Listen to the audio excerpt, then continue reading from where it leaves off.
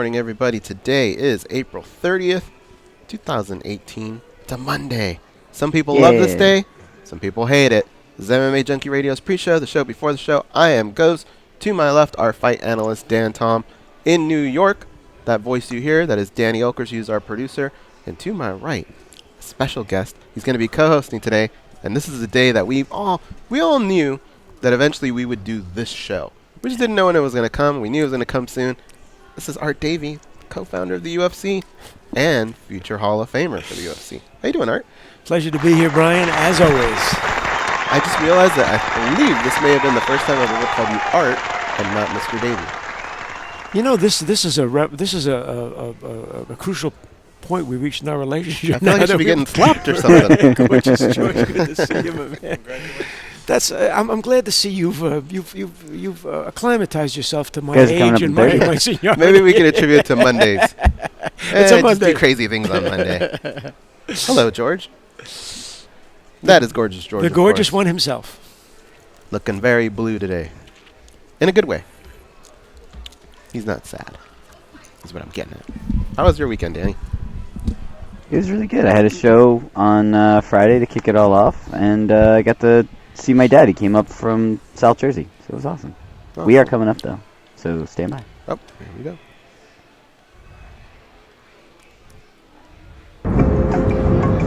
This is your captain speaking. We are making our descent into Las Vegas McCarran Airport. On behalf of our crew, we'd like to thank you for flying MMAjunkie Airlines. Now please fasten your seatbelts and put your tray tables in your upright position because the descent is going to be a little bit bumpy. Alright, Junkie Nation, it's time to roll, baby, on MMA Junkie Radio with Gorgeous George and Ghost. This is what we doing while we do it, baby. All night long, we rollin'! Yeah! The MMA Junkie Radio revolution is upon us. Can you dig it? There's no escape. No escape. Through the vast frontier of cyberspace and through a sea of stars in outer space. One small step for man, one giant leap for mankind. We've solidified our combat communication stranglehold. We are controlling transmission. With the use of MMA Junkie Radio and SiriusXM satellite radio technology. MMA Junkie Radio. Commence transmission.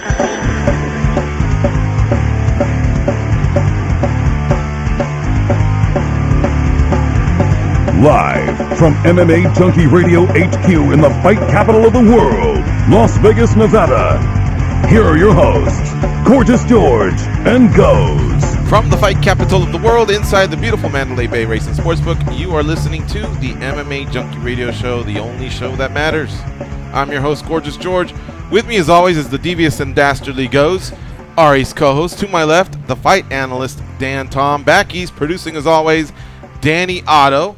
And our special co-host for the day, and he has been nominated to be inducted into the UFC Hall of Fame, co-creator, co-founder of the Ultimate Fighting Championship, our good friend Art Davie.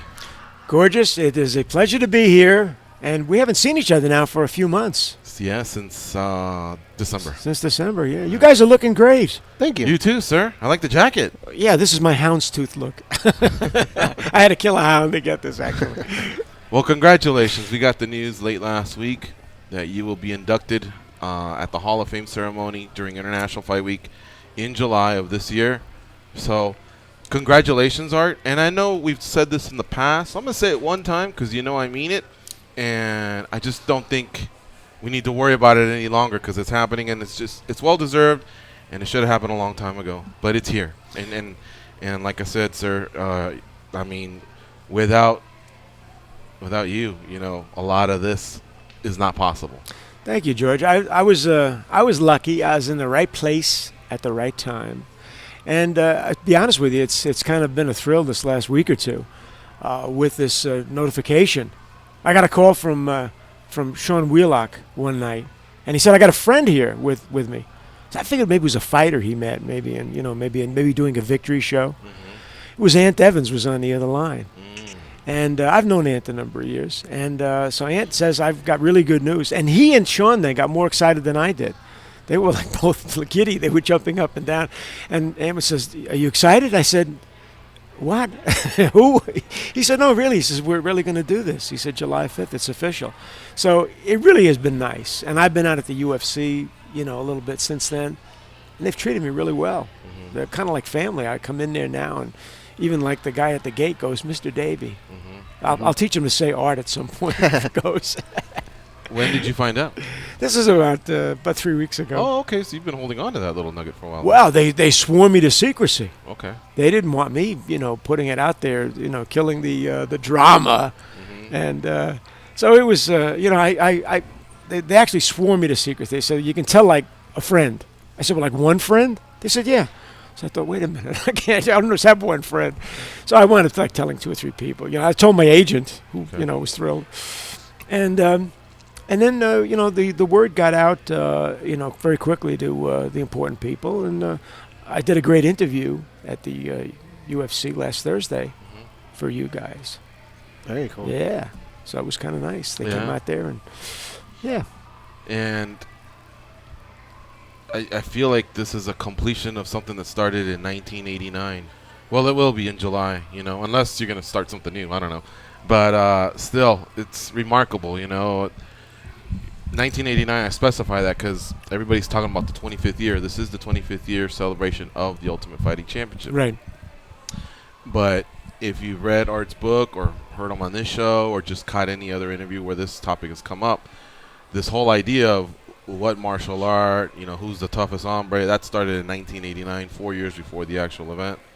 So that's almost going on 30 years, just that idea, And by the way, do you remember where you got the idea, where you were sitting? Did you happen to witness a fight at a baseball game and say, well, that guy's whipping out some karate and the street brawlers, and then all of a sudden they hit you like, I wonder, do you remember the exact moment of when you thought that? Well, or was it the beach, the fight when the wrestler took you down? It was July 13th, a Monday, 1964. Oh, wow. Okay. I'm on the beach. What the hell were you doing from 64 to 89 to get this crazy idea from there to there? That's 25 years. I had to find this coat.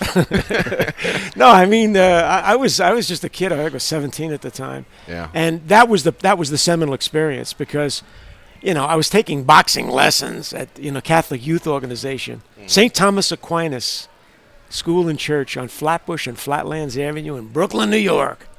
And I thought I was kind of getting some stuff down. I was hooking off the jab. Everything was, and I met a guy on the beach, friend of mine. He had a wrestler with him. I've told the story. Yeah.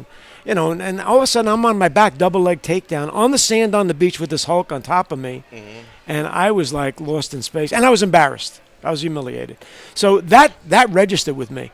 If you fast forward a couple of years, now I'm in the Marine Corps. And I'm over in Vietnam, Da Nang. A good friend of mine, Jimmy Moore Sevilla from Chicago, had done an R&R in Bangkok. And when he came back, he had a lot of stories of a lot of the activity he had over there. Most of it X-rated. Yeah, you want to specify? Because you said Bangkok and he did an R&R. Is that like a Russian and Romanian? Or? That's rest and recuperation. Okay. Rest and recuperation, right. George. So he comes back and he's telling about he had seen an Indian wrestler matched up against a Muay Thai fighter in a Bangkok nightclub. Well, man, that blew us all away, and we couldn't ask him enough questions about that. Right. And, a lot of times you get a number of young GIs together in those days, Army, Marines. They'd sit around talking about sports, and one of the questions which would come up at some point, hey, what about if a boxer, man, met a martial artist or a wrestler? Like, who would win, man? Right. That debate was always – and back in the day, it was Bruce Lee versus Muhammad Ali. Yeah. 135-pound Bruce Lee versus 220-pound Muhammad Ali. That was the debate. Well, when my friend Jimmy came back, we all were, debating that issue. We used to go over to the ROK Marines, the Republic of Korea Marines, because they would be out there at night after chow in Da Nang working on their Taekwondo. So, I mean, this was like, the martial arts was thick in the air back in the 60s. And all the martial arts movies, Bruce Lee was the king of the hill at that point. Every time a movie came out, it seemed like opinions swayed. Or if a world champion had just had a title defense, or if a prominent figure, in the wrestling world maybe was doing his or her thing, that's when it seemed like opinion could sway just off something like that. It was always like the situation where it's the last person you talk to becomes an influence on you. And I think you're right, George. I think back in the day, if you heard that Muhammad Ali's bodyguards, after he won the heavyweight championship, were from the Fruit of Islam, from the movement in the black Muslims, and they were all karate trained. And then at one point there was talk about the fact that the punch that he knocked out Liston with in Lewiston, Maine, was actually a karate chop. I remember the articles that appeared not only in the martial arts magazines at the time, but the newspaper. The New York Daily News was like the sports reporter there, Dick Young, was, is karate illegal? Are you allowed to use that in boxing? So suddenly all the karate school memberships were going up. So it was the last thing you heard. Right. And suddenly that became the influence, the last appearance of a movie. Our man Flint, James Coburn, using karate. Suddenly everybody was going out and doing those flinty moves, That was the era. So I remember, if you go back to Rocky 3, Thunder Lips and Rocky, that was something that stuck in my head where I thought, I wish that was real. And ultimately I made it real with Randy Couture and Count Ludwig Vorga from the WWE in UFC 13. Tony Helm, was that his real name? Tony Helm. Yeah. And he actually became a senator in Finland. I think it was Finland. Yeah, he was Finnish. And then he committed suicide a few years ago. But I was always eager to see if I could get a wrestler in. Long after we were doing this, not long after, I got a call from Eric Bischoff at the WCW. And he was telling me, where'd you guys come from? Meaning like you blew onto the scene with pay-per-view, really successful. And none of you guys, I ever heard of you before. And then he asked me, so you got a black belt in anything? I said, marketing. He said, that's it, huh? So, I think we were a shock to him. On the other hand, when I get him on the phone, I'm hustling him to see if I can get Menga, which was a wrestler, a big Samoan that I had heard could fight for real. Right. A lot of other wrestlers said, you don't mess with him for real. He could hurt you. So I was never able to put together a deal on that. But early on, that was always my thing, was to go out and scour the edges of the martial arts fighting world and bring in people that people would say, but the fans I know would appreciate it. That was my big thing, even in UFC 1, where I got a sumo wrestler and I needed a cruiserweight or heavyweight boxer. A lot of martial arts guys said to me, what do we need that for? How come you don't got no guy from Kung Fu? Where's a guy from Penjak? Capoeira. Yeah, Capoeira or Hapkido. When you get through all those, Art Davie, then you find a sumo guy. The key was you finally just put it to motion. November 12th, 1993. 1993. It just the idea at some point, you try and make the perfect launch or debut or whatever, but at some point you just got to put it out there and let time answer those questions. All right, get the Hapkido guy in, get the judoka in, but the most we can do right now is 8, but we got to get this thing going. But so from 64, you're asking these questions. Well, first of all, that's the butt kicking. Yes. Okay, but there's all these conversations. Yes. And then when did you finally say, all right, enough talking, this thing needs to happen? Is the Playboy article, was that the last trigger, or was there one other? You know what happened? In 89, Kickboxer came out. Jean-Claude Van Damme. Dennis Alexio's in the movie. And right about the time, I'm in an ad agency, and my boss used to bring me to meetings, and I was like the creative copywriter, account executive guy. Hey, when Art comes into the meeting, will you see what he pulls out of his jacket? He's always got these wild ideas. Well, I've been nursing an idea called The World's Best Fighter at the time. And I had my secretary, Joy, was collecting all kinds of stuff for me. T-shirt Joe Koffenberg in L.A. was doing kickboxing and was starting to experiment, maybe bringing in a grappler. Karen Turner in Denver was doing something similar when she was booking for the Sabaki Challenge, a bare-knuckle karate tournament up there. So I had all this stuff in my files, and I found the article about the Gracies. It was September 89 Playboy. So all of these articles led me to believe that I might be able to do what I thought at the time was this tournament. I knew it had to be a tournament, by the way. So we made a presentation to one of the agency's clients, and they said, what else you got? Because this looks uber violent and looks like it's going to cost a lot of money. But about 2 months later, I said to the owner of the agency, I said, I'll tell you what, I'm thinking of leaving. I had been getting some offers from through my recruiter, my headhunter, but I was thinking about all the stuff I had in this file. And I asked him if I could take it, and he says, that stuff, he'd forgotten about it.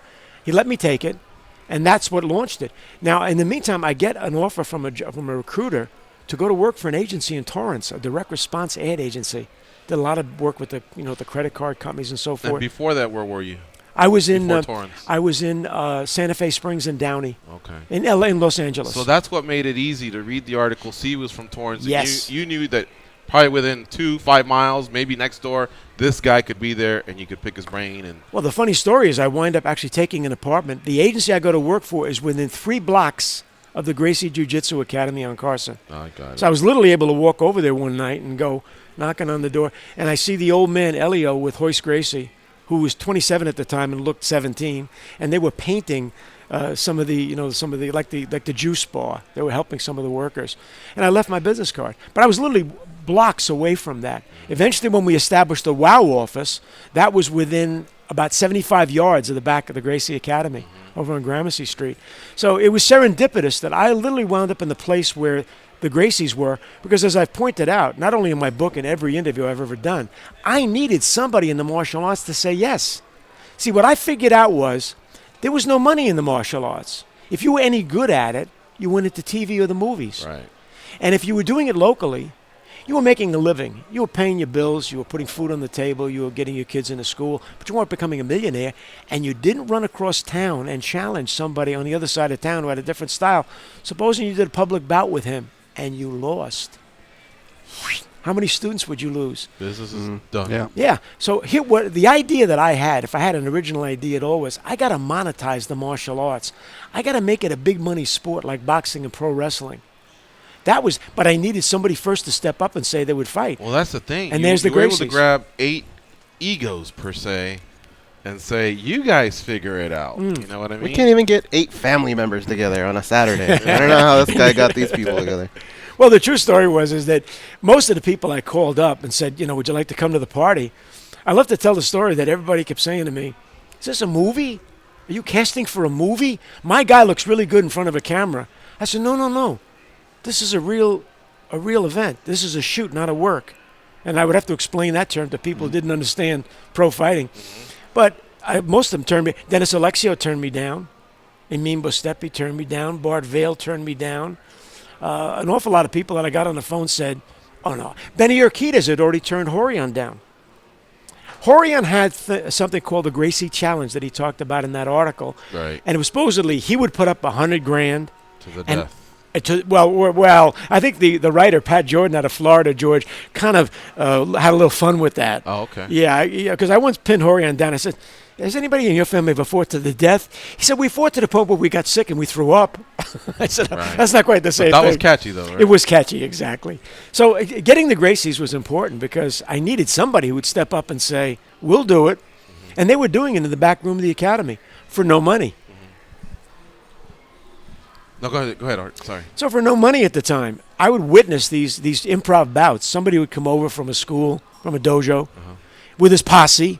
I always gave a lot of compliments to the Gracies in that they treated everybody who came over to the academy, treated them graciously. There was no, trash talk. There was no dissing anybody. There was no embarrass. You would come over. He would shake your hand. "Hey, I'm really glad you're here. I'm a pro. You guys are pro. Really, it's a great opportunity for us to flex what we do, and you flex what you do." Right. They'd go and they'd do it a bout or 2 or 3, and the guy would get choked out. Right. 1, 2, or 3 times. Right. And Horion afterwards, or it was Hoyce or Hoyler or Hickson, would shake the guy's hand. They would embrace. The guy would leave feeling he wasn't embarrassed. They did it with dignity. Right. And that was cool. I was really appreciative of that. And, of course, at one of these things on a Saturday morning, I looked to my left, and there's this big guy about your size, George, not as good looking as you. And it's John Milius, the film director and screenwriter. He made a star out of Schwarzenegger in Conan the Barbarian. And I said to myself, I know this guy's face. Who is he? Turns out he's got a private class on the same night that I'm taking a private class with Horion Gracie. It's John Milius. So the first chance I get, over at the juice bar one night, I come over there and shook his hand and we got talking a little bit. He was interested in the fact that he always wanted to go in the service and had asthma and bad feet. He wanted to be in the Marines, and I had volunteered in '66 to go in the Marines and serve the tour in Nam. So John and I hit it off a little bit, and there was that one day where I came in with a poster that I had at my, a creative artist in advertising do, War of the Worlds. That was my second working title after World's Best Fighter, War of the Worlds. And John looked at it and goes, "Wow." He said, "What are you thinking of?" I said, "Like a tournament, and we invite everybody, and it's just like pancreation. No biting, no eye gouging. Everything else is legal." Right. And John said, "Do you need my name?" And I thought, "Yeah." Wow. Hello, like John Milius? Because, if I was calling people up, they'd say, "Yeah, maybe the guy's like a guy going to do a karate tournament in a school gym, Nobody knew me in the martial arts. I was a complete, and I didn't have a black belt in anything. So having Milius' name was a big plus. So Milius and nice to see some of these improv bouts. Art, let's take a quick time out from that. We got a special guest that wants to congratulate you. So on the hotline, we have the first UFC lightweight champion of the world, Little Evil, Jens Pulver. What's up, Jens? How you doing? My partner. How you guys doing? How's everybody? Did I call too soon? No, we're doing great, and we're talking to Art right now about 1989, 1993, and we're having a blast. It's amazing to hear that man talk. I mean, I love it. I had to, but I wanted to call in. I'm here streaming live, playing video games. You know how that is. But I wanted to call in and say hello real quick. Is this my old friend Toonces? This is Toonces the cat. Yeah, brother. How you doing? I'm doing fine, Jens. Jens, I saw some wonderful posts on Facebook Messenger, of people letting me know that they think that you're long overdue to be in the Hall of Fame, and I couldn't agree more. I think we all agree. Yeah. Well, and I appreciate that. I love the support, but again, it's amazing to hear you tell the story because I owe you my life. Literally, UFC has changed everything about me. We've had this conversation before, and that's one of the things that I don't know what life would be like without fighting, without the UFC, and and that's to you. I owe it all to you because you had a crazy idea, and that's why I love hearing you tell the story. And there's no one more deserving than you, and like I said, man, my hat's off, and I'm just proud, man. I'm happy for you. Well, Jens, I really appreciate your feedback on that. It means a lot to me. When you and I hooked up last fall, it was really a pleasure to be with you, to get to know you a bit. And I remember you punching that bag, that machine over the bowling alley. Yeah, and he was really whacking that thing. And Uriah Faber were. Uriah can get after it. Dick was there, turn one over, and it was, but it's like. My hands are so brittle these days, if they're wrapped up in cases and, with pillows on them and all that. I just got to make sure I'm getting old, I can't be hitting those things no more, but it was a lot of fun. And like I said, I always love listening to you talk, man, because it's just, I became an instant fan once again when I got to just share the stage with you. And, like I said, this is, man, Jens, I'm so happy for you, man. It's awesome. Yes, sir. Jens, a lot of the young soldiers and airmen were real excited when they saw the belt that you brought. You want to tell the story real quickly to the fans again about that belt, because a lot of people don't know the history on that, and you in terms of the weight classes. Tell that story again real quickly. Well, it was coming up. Everybody was telling me, you had to fight. I was fighting 235 pounders. I was fighting on wall mats. I was fighting for free, fighting for videotape, and everybody kept saying, you're gonna have to go up to 170 because they finally had the 170-pound division. I was like, no, man. I'll stay down here and I'll punch my way to a 155 pounder. They'll have 155 pounds, and I still remember the Boston Invitational, 30 minutes. There was no time limit, and I ended up fighting a kid. He ended up getting an underage little sneaky boy, but Joe Daddy Stevenson. Oh, right. John Peretti was sitting there, and he had a dream. He goes, I want to do 155 pounds. I want to start 155 pounds, and I want you to showcase it. And I don't even like saying the numbers because it really makes me feel old, but I think it was UFC 22. Yeah. And they're like UFC 280 now. Yeah. And, he just said, I want you to showcase this, and I want you to fight this kid, Alfie Alcaraz. And, he's like, okay, yeah, I'm all for it. And so that's really, and it's funny because when I'm on the stream, I'm always playing video games on Twitch. I always hold it up. I'm holding it up right now, and I always show everybody the old school belt right here. So it's still called bantamweight. We didn't even know what to call the weight class. That's I'm right. so old school. It says bantamweight on it because we didn't even know to call it lightweight. So, you know, it was an honor. It was an honor to be able to go out there and you know, start something for the little guys. And like I said, it was a lot of fun, but, you know, I love telling the story, but it's nothing like hearing yours, man. Getting that first one going is, and again, I'm just so happy all the trials and tribulations you went through. One for you, shoot, I don't even want to know what I'd be doing right now. Thank you, Jens. Thank you. Although I got to tell you, given your competitive spirit, I know in the game world, I know you've emerged as a champion there too. So I'm on Fortnite right now, trying to figure out how to get better. It's like I'm going to learn how to build. It's a different kind of game. There's all this building going on, so I won't bore you, but. Yeah, I'm trying to get better at it, but I have a lot of fun on it. So, Art. You know, if you ever get bored, you go to twitch.tv, Jens Pulver, and I'll be right there going live. All right, brother. That's exactly what I was going to say.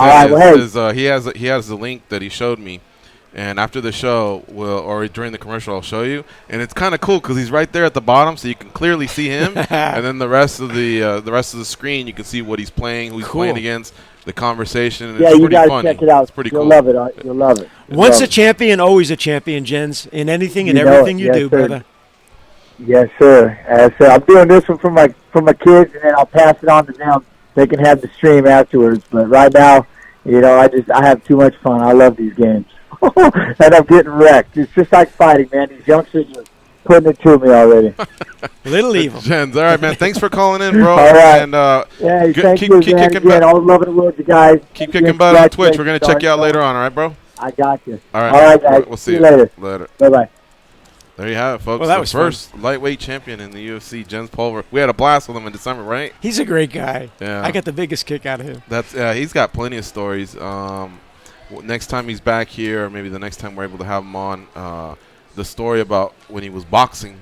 Oh, and right. He kept the looking 7, around. yeah. He said there was this tall black guy, and he was like, "Can you move to the second? I'm looking for my opponent." Next thing you know, they told him, "That's him." You know, he's like, "Boy, boxing can be just as shady as other sports." You know, but Jens just has this way of telling stories. Yes, he does. It's very, very entertaining.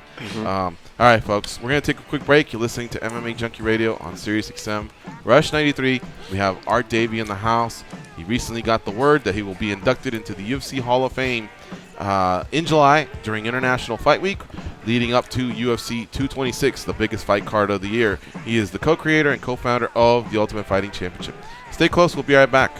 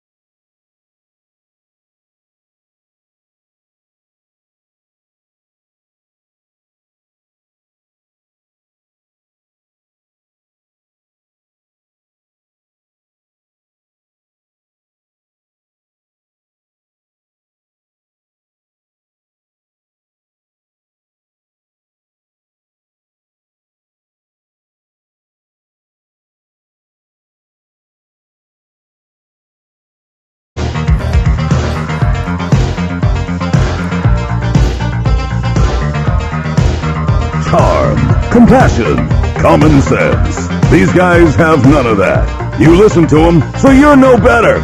I am awesome, though. They are Gorgeous George and Goes.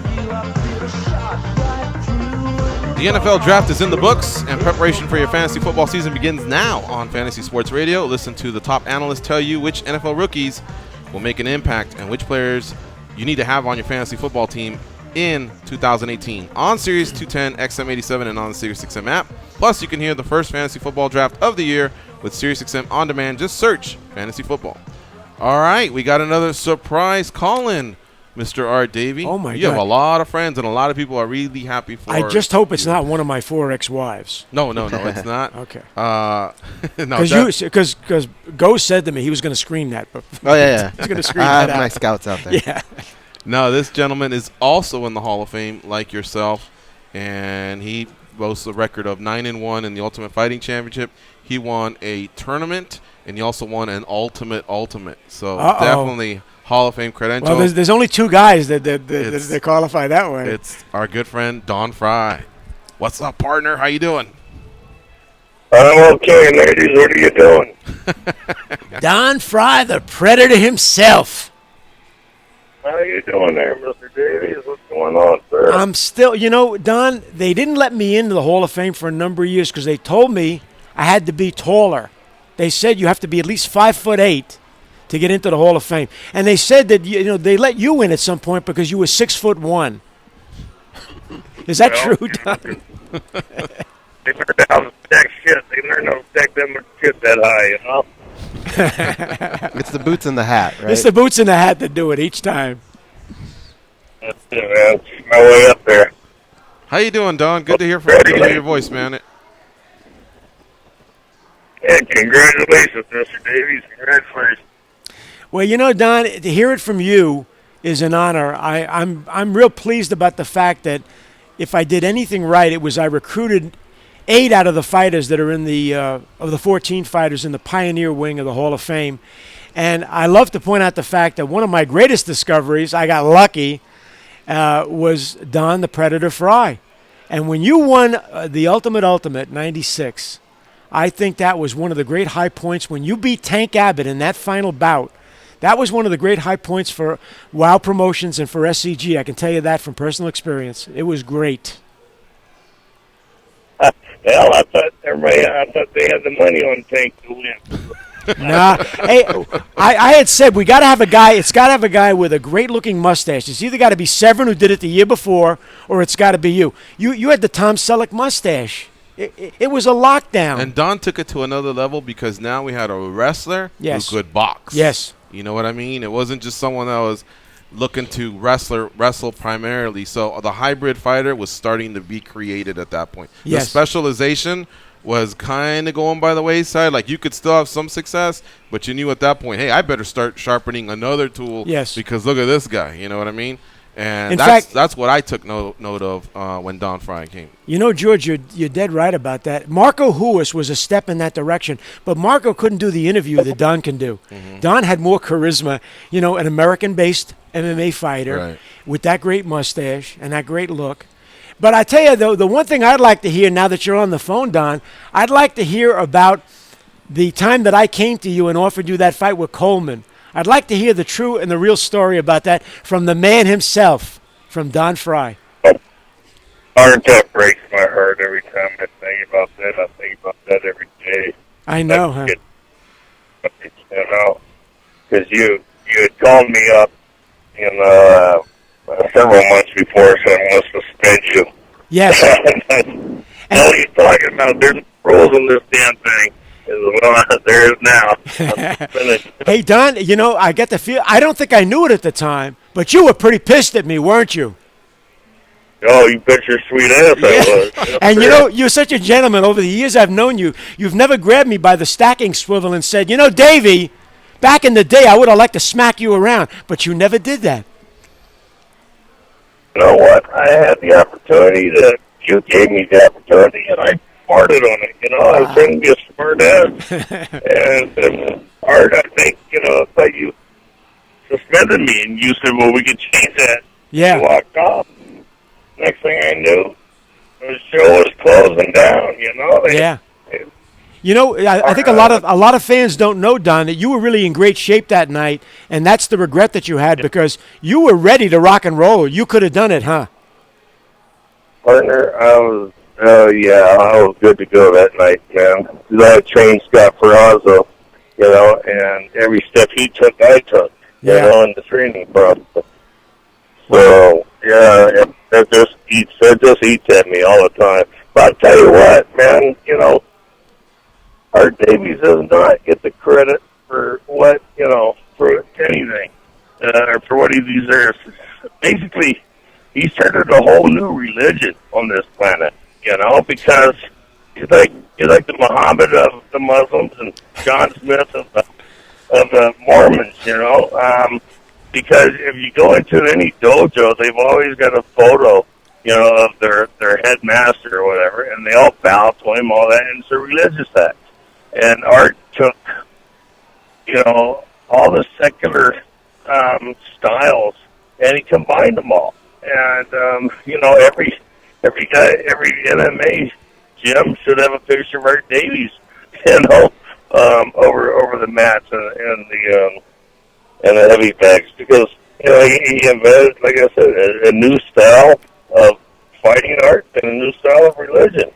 Well, Don, the other big piece of that puzzle is I was lucky how many great fighters were able to say yes. Remember, I got turned down by a lot of guys. Right. So when you look back now in the history of the UFC, it's those pioneers. It's the Severins. It's the Don Predator Fryes. It's the Mark Hammer Colemans. It's Maurice Smith.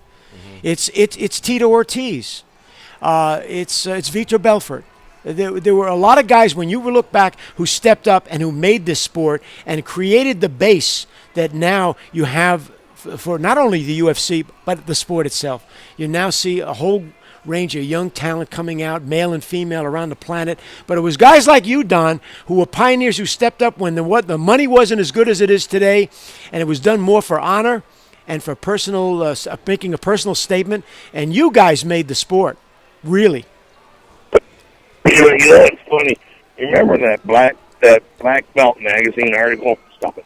With the Taekwondo guy on the cover saying, the UFC is afraid of me, or something like that. Right. And I talked to the one gal in the office. I says, call that son of a bitch up, get him in there. She says, we did. We called him, and he said, well, how much time do I have to train? She says, well, anytime you want. 6 months. You get 6 months. 6 months. I can't get in shape for training in 6 months. I was like, are you kidding me? How long is this fair? And the guy's just full of fucking excuses, and he's trying to call out everybody in the UFC, but he won't get near the place. Who was that person? Do you know? I think I do. No. I probably out of respect for the dead, I shouldn't bring it up. Oh, okay. But in all fairness, Don, one of my favorite applications was for a guy who called himself the Monk, and he said he was a former Green Beret, and he sends me a picture of himself waist deep in an icy river in Alaska, and he says, "I am invincible. I know Dim-Mak, the death touch." I actually sent him a ticket, and the SOB didn't show up. So I always point about the fact that people say, well, you picked a lot of great fighters. You ought to see all the guys they said no to. You ought to see all the losers I was able to say no to. That'd be an interesting book. Yes. But I was lucky in that I found Don Frye, former fireman, guy who'd done judo, guy who'd boxed, who looked like $1 million and who gave a great interview. Mm-hmm. Tremendous. Well, thanks. It's funny. Everybody always questions my boxing career. I said I had 8 fights, and everybody said I only had 1 fight, or had 0 fights, or 2 fights. And Art Evans and I, were talking one day, and he got on the boxing records archive, and he found my record because I fought underneath a different name for 6 of those fights, 5 or 6 of those fights. And then so he says, well, you actually did have 8 fights. Yeah, I did. Yep. Yeah, Ant loves two sports. He loves boxing and MMA. He doesn't like rugby, doesn't like cricket, doesn't like American football, but he loves boxing and he loves MMA. So I'm not surprised that he did his homework and looked that up. Hey, Don, correct me if I'm wrong for the fans. Was it Richard Hamilton in Arizona who first brought up your name to me? Was he the guy who turned me on to you? No, that guy's a piece of shit. That guy's a child molester. You know, Dan Severn was working out. That asshole just owned a set of keys to the gym. Okay, that's all that guy was. And Dan Severn was working out at his gym at some church there in Phoenix, and so he leased himself on to Dan Severn, right? And then himself on to me. No, Dan Severn's the one that brought my name up. Yeah, I think Severn told me at one point that they were teaching a martial arts program with open hand slap fighting to the kids in that school, in that church basement. It's actually the same church that John McCain used to go to. Is that true? Hey, yeah. McCain's just such an ass place. It's unbelievable. That's what I love about you, Don. You call a spade so easily, brother. You go right to it. And could Becky Levi have been the modern or the pioneer Ronda Rousey, Chris Cyborg? Because she always used to roll with that crew. I remember. Yes. Don, would you agree with that Becky Levi was kind of the prototype for girl MMA? Yeah, unfortunately, Becky had a bad back. Yeah, she had a bad back. That's true. Yeah. Yeah, it goes to show you how many of the great pioneers that were back there in the old days, and when we start talking, those names come up. But yeah, it was Severn, I guess, who finally picked up the phone and said to me, "You got to have this guy." And he didn't even mention the fact that he had a better mustache than you did. Danny, was that I think us losing, Don? Okay. Yeah, I think he was driving. Let me try to call him back. All right, let's try and call him up, and then we'll finish up the call. That's pretty cool. Hall of Famer to Hall of Famer. Great stuff. Soon to be Hall of Famer. Soon to be. Yeah. Soon to be. And I'm glad you also endorsed Jen's. I believe that one will happen. Should. And it's well deserved. Yeah. Joining you this year will be Matt Serra. I think you know that one. Yeah, right? Yeah. Italian American. Yeah. So I'm not sure that they've already announced the fight. They always announce an actual fight that goes in as well. Not the fighters themselves, but a fight. Right. Of course, the fight had the two participants. Right. But you all know what I mean. And then will there be a fourth? Because I was reading about the criteria, and well, you got the I modern think the era. first few years they were guaranteeing each one of the wings, and then after that they weren't necessarily committing to each one. So I've only seen those two names so far. Do you know anything different, or? I've been sworn to Sworn secrecy. to secrecy. Okay. All right. I love the history, though. Anytime I'm a history nut in general, but especially for our sport, anytime you can go back, because it's almost like a different record set. Like you talk about, I think Neil Magny had a record for modern era. Like I think he had 5 wins in a calendar year. But you look at Don Frye's first year in 1996, he went 10 out of 11. Yes. 10. He fought 11 times and won 10 of those, Yes. and they're names that you still recognize today. In fact, that's correct. Which is crazy. So I almost want to see like a record book of like. Within those areas, and I'm not sure if enough credit's given to those guys. And like, I love that Pulver brought up that he was fighting, lightweight when it was 170 and 155 when it was bantamweight. Yeah. Like, that was so crazy. Yeah. That's why I wanted to tell that story. It's a good one. I can't believe that. Just real quick, Don, I believe we're trying to reach out to him, but I know he had a meeting coming up, so it could be that he just needed to no problem. to go on, or maybe the call dropped. So we'll see if we can reconnect. But can we take a break now? Yeah. Are you available to do that right now, Danny? He might be talking to John right now, it looks like. All right. Oh, there it is. All right. So let's take this break. You're listening to MMA Junkie Radio on Sirius XM Rush 93. Stay close. We'll be right back.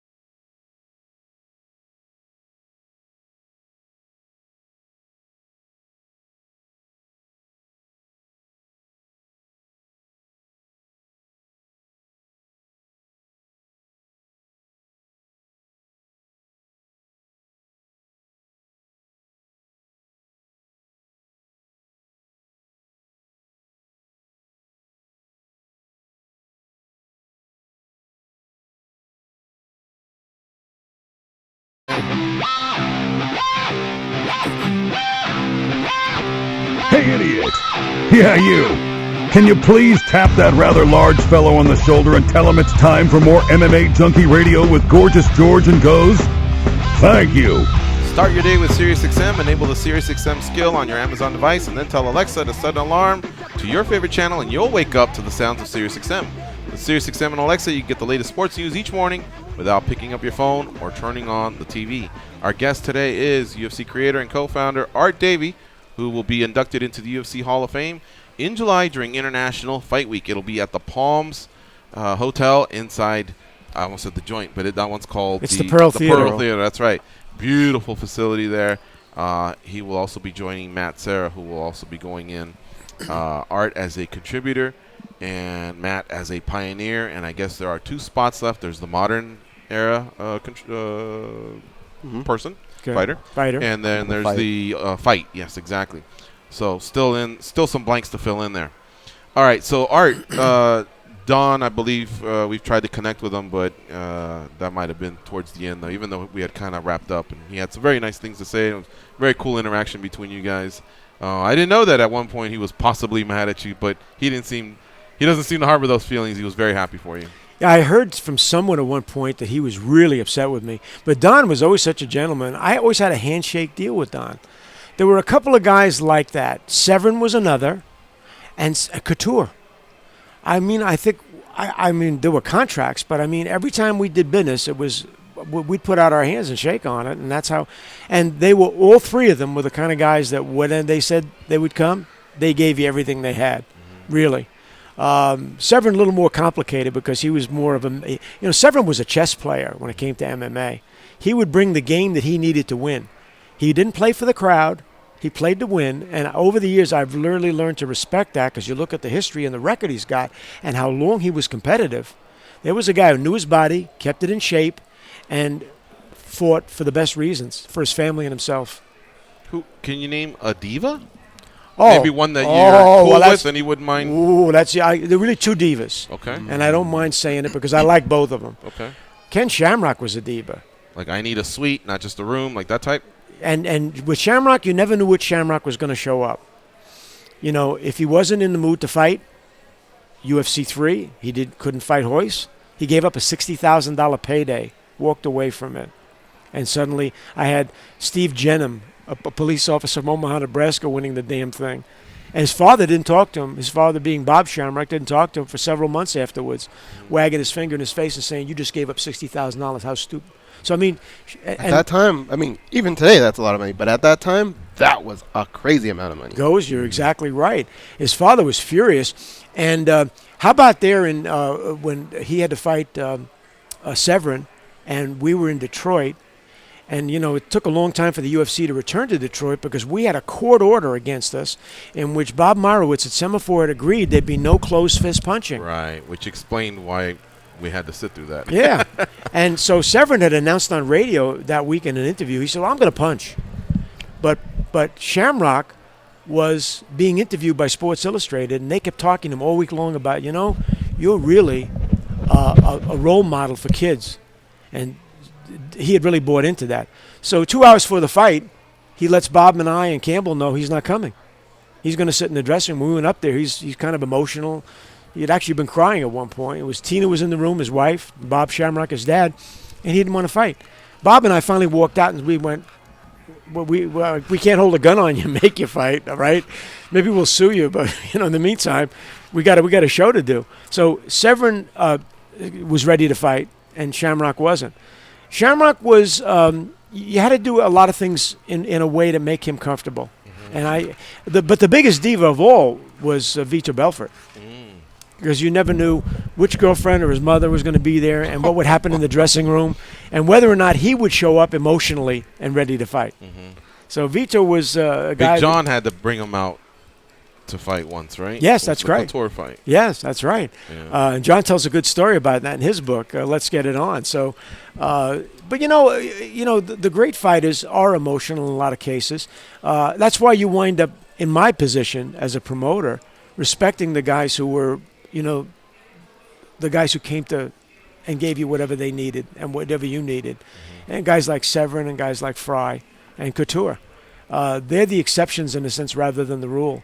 You know, when you think about it, to get dressed in your underwear and go out in front of a bunch of strangers and get your lights punched out maybe is emotionally and physically a real drain. You know, it's not easy to do. Most of us have never done it. You know, 92% of the population has never done anything remotely similar to that. So you got to give a fighter a lot of credit for the fact that they are really putting a lot on the line. And the embarrassment of losing, for some of them, never leaves. I think that in a way, Ken Wayne Shamrock would agree with me that first loss to Hoyce, in a sense, haunted him for the longest time. Were you guys cool? Yes. Yeah. So which one? Don, we got a hold of him. He's just gonna say goodbye. Okay. And let's do that real fast. We'll we got a hold of Don Frye. Hey, Don. Hey guys, how you doing? Good, man. Sorry about that. Sorry about that. Life's a little weird nowadays, you know. Art, I want to thank you for everything you did for creating a new sport, and like I said, damn near new religion. And you know, you changed my life almost for the better. So. Well, Don, it's a real pleasure to be here today and have you call in one Hall of Famer to another and congratulate. And I really want to thank you for the kind things that you've said. You've been one of the guys that I could rely on, and you made my career. So it's been a real pleasure to know you and to work with you. And you know my feelings about you are such that I hope you always go on and be the guy that I know you are and all the fans know you are. We all love you. Well, I'm sorry I let you down that night back in July of 96, you know. That's been bothering me ever since, partner. You know, I let you down, let myself down, let all the fans down, you know. It's just been haunting me. But I understand. On the other hand, that night that you beat Tank Abbott, as I said, was one of the high points in my UFC history and my experience. You were magnificent that night. I remember he came out. He'd been working with Stanky, the guy who was training Belfort, and the guy had been training Oscar De La Hoya, and he threw some straight jabs and set you back on your heels, and the semaphore people thought that he was going to win. And I grabbed David Isaacs and I pushed him back down in the chair, and I said, wait a minute. And then you came on and turned it around, and you finally prevailed. And I was so excited that night because I was hoping from a marquee standpoint, Don, that you would win. Because, my God, you look great and sound great in front of a camera, and the fans loved you. So that was a high point for me. Great. Thanks, man. Well, Tank does a hell of an interview himself, you know. I mean, he's great. He doesn't look himself, you know. But well, you know, Don. Hey, Don. That night it was the good guy against the bad guy, and Tank. You're right. Tank was colorful and interesting, but you know something? We all want the good guy to win. Hey, Don. Thanks for calling back, man. We really appreciate it, and hope to talk to you soon. All right, my man. Hope to be there in July, Art. Oh, great. Absolutely love it. Yeah, that'd be awesome. All right, Don. Take care, my man. Drive safe, Don. Thanks, guys. All right. See you, bud. All right, folks. What a great first hour. Don Frye, UFC Hall of Famer. And Jens Pulver, Little Evil, future Hall of Famer. First UFC lightweight champ. All right, we are going to take a break. And it's the top of the hour, so it's just a quick commercial here. And then we'll be right back. We have UFC creator and co-founder Davie here in studio with us. It's MMA Junkie Radio on Sirius XM, Rush 93.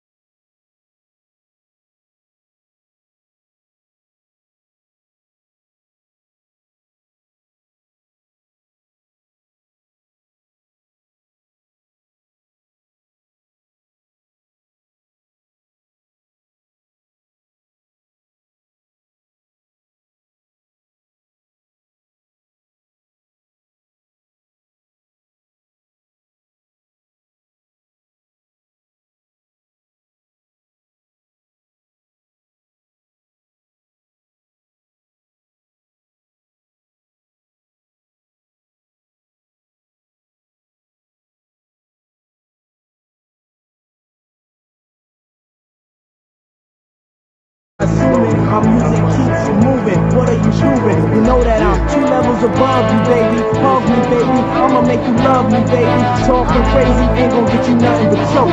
And that jealousy is only gonna leave you broke. So the only thing left now is God for these cats. And babe, you know you're too hard for these cats. I'ma win cause I'm too smart for these cats. While they making up facts, you making up flats. In the commission, you ask for permission to hit him. He don't like me, hit him while wifey was with him. You heard of us, the murderers, most shady. Been on the low lately, the feds hate me. The sun is they say my killing's too blatant. You hesitating, I'm in your mama crib waiting. Duct taping, your fam, destiny lays in my hands. Gat lays in my waist. Francis, M to the is H phenomenal. Gun rest under your vest, body abdominal. Rhyme a few bars so I can buy a few cars. Then I kick a few flows so I can pimp a few holes. Excellence is my presence. Never tense, never hesitate. Leave a nigga bent, real quick, real sick. Raw nights, I perform like Mike. Anyone, Tyson, Jordan, Jackson, action, back guns, ridiculous. And I'm quick to bust if my ends you touch. Kids or girl you touch. In this world I clutch. 2 auto, Matos, used to call me Fatso. Now you call me Castro. My rap flows militant. Y'all faggots ain't killing shit. Oops, Cristal keeps spilling shit. You overdid it, Holmes. You in the danger zone. You shouldn't be alone.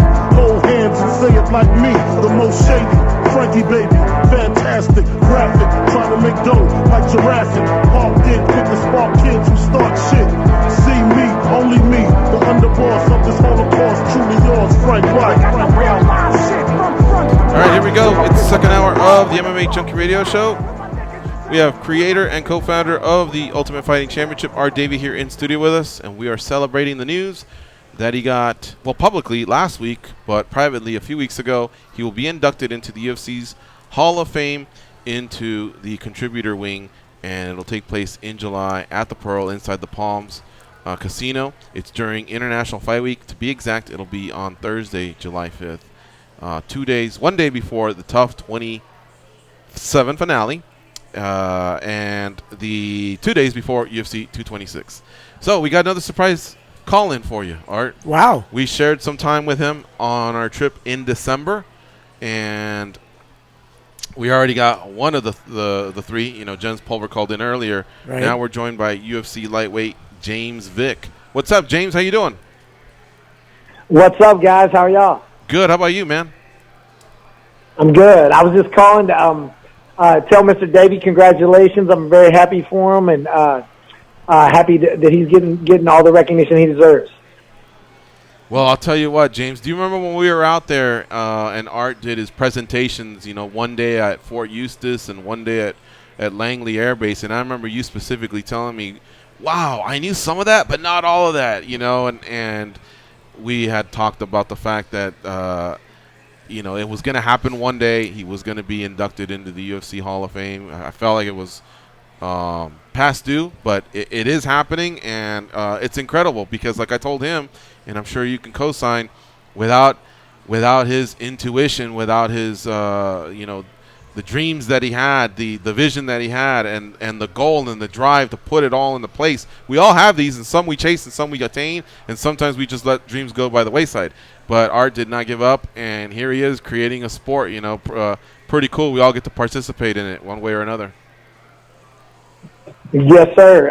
It was an honor when I went out there to meet him. It was an honor to spend the weekend with him and just be educated in the sport, you know, that I'm in my career, and just, you know, still, you know, it's so indebted to him for the knowledge and his vision, and for me to even have a job at this point as a professional fighter, and just he was just such a interesting character that I'll never forget the rest of my life. Yeah. Wow, James, thank you. 6'3" lightweight, Art. 6'3" lightweight. You didn't imagine that in 1993. But I remembered it when we met. I think you were weighing about 192 at that point, weren't you, James? Yes, sir. I'm trimming down. I'm about 188 right now. Oh, okay. Well, I remember you and I were talking about diet a lot. And you were picking my brains even about the Gracie diet. I was giving you some old school gossip about the old Gracie diet. But I remembered at the time, every time we passed a dessert situation, you'd reach out and you'd grab that pudding, that cake, or that pie. That left hand was quick. Yes, I'm a sugar addict. I'm trying to slow down on the sugar. I think all these guys think that I'm bigger than what I am. I really just have a horrible diet. If I ate decent, I'd walk around quite a bit lighter. I got to tell you though, I was over at the UFC last week and the week before, and I was talking to some of the guys who handled matchmaking, and your name came up, and they were all talking about the fact that there's an awful lot of guys afraid to fight you at this point. I guess that last bout that you had in Austin, that bout that you won in Austin, I think an awful lot of guys look at you now and say, what have we got to do to beat that guy? And they probably think they need to bring a 40 or a 45 into the octagon with them. Yeah, I can't get a top 10 guy to fight me right now. I'm just I'm trying to wait, but I got an offer recently, but I'm holding out for a little more money at the moment. So that's where I'm at there. But I can't get a top 10 guy to fight me. So hopefully, soon it happens. I'm just waiting impatiently. Well, James, when I met you, one of the things that impressed me was that not only giving you a physical size and the dimensions as a lightweight, but I thought to myself, the sport has evolved so much, and you see a guy like this coming up with the skills that he has, and in a way, what you reminded me of is Tommy Hitman Hearns in boxing, who was also 6'2" or 6'3", and at a weight class that he was intimidating for every other opponent he had to face. So I look at you to have a long and wonderful career in mixed martial arts, and I look forward to maybe being cage side at one point with one of the bouts that you're in. That'd be a pleasure for me. Man, I would love to have you come out. I appreciate the comparison. That's a big shoes to fill. Tommy Hitman Hearns, but that's a pretty legit comparison. I like that. And also, since December, when we went to JBLE with James and Uriah and Jens, James' life has changed. He's now a father. Oh, congratulations, James. Wow. Look at you. Yes, sir. I had a son probably, 3 weeks ago, 3.5 weeks ago. Little James Jr. Oh, wow. He's come out. He's healthy. He's a good little boy, not too big of a crybaby yet, and everything's good. Oh, that's great, James. Congratulations on that. James, can you clarify something for us? So right now you are a free agent, or did you still have the one fight left? I forget what you had told us a few months ago. No, I have 2 fights left, but I guess I can't really say too much yet. But I got offered a new deal, but I'm not happy with what it was. So I'm waiting right now at the moment, and thinking it over, and basically figuring out what I'm going to do. But I have 2 fights left, but Are you close? I potentially might sign a new deal soon. Oh, okay, so you are close at least. You know what? I told you I was coming to Vegas. I'll probably meet up with y'all and talk to y'all or whatever. I'll probably have to tell you off the air. I can't really say nothing at the moment yet. All right, and but should you come to an agreement with the UFC, at least in the offer that they gave you, is that kind of like what you were looking for, a ranked opponent at least? I can't really say. All right. Well, yeah. Okay, here's the thing. If I tell you the clue, then if I tell you what I basically the answer, then you're gonna know exactly who. I'll tell you what. Yeah, let's. I know you're coming to Vegas today. Yes, so handle your business, and if we can catch up, we'll catch up. But I know you wanted to call to congratulate Art, so we appreciate you doing that. Thanks, James, and congratulations about your new son. Yes, sir. Thank you, and congratulations again on your induction in the Hall of Fame. That's such a big accomplishment, and I'll be in Vegas the next couple of days. If you're still there, I'd love to take you to dinner or lunch or something. I think I'll take you up on that. Let's stay in touch, brother. Thanks, James, for the call. Yes, sir. All right, good catching up. All right, folks, that's UFC lightweight James Vick, 9-1 in the lightweight division. Not a lot of people want to mix it up with him. 6'3", 79-inch reach. Tough cat, yeah, wow. Tough cat, and really nice guy. We got to spend 3 days with him out there, and now he's a father. So very cool. Yeah, very cool. Okay, so yeah, UFC 11. You and Don started talking about when you guys started talking, I wasn't able to put together the pieces because I know he fought Mark Coleman twice, once in Japan, once with you. Right. But apparently there could have been a third one. Can you go through that with us, Art? Yeah. I have the card here with me if you want what happened was guide you through it or at the end you wound up with Tank Abbott couldn't go forward and Scott Ferozzo had won.